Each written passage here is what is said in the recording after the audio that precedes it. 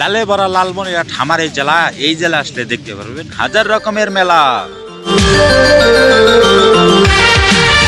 তো বন্ধুরা 21শে ফেব্রুয়ারি উপলক্ষে আমাদের এই গ্রামে কিন্তু একটি বিশাল মেলার আয়োজন করেছেন।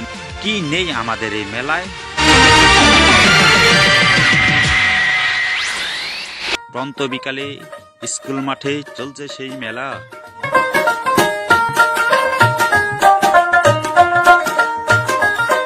মেলার এই দিকটা রয়েছে পুতুল নাচ, সন্ধ্যা হলে মানুষের আগমনে ভরে যায় এই ঘরগুলো। এই দিকটা রয়েছে ভূতের বাড়ি, যে ভূতের বাড়ি দেখলে আমাদের মনগুলো একদম ভয়ে থরথরে হয়ে ওঠে, সেই ভূতের বাড়ি।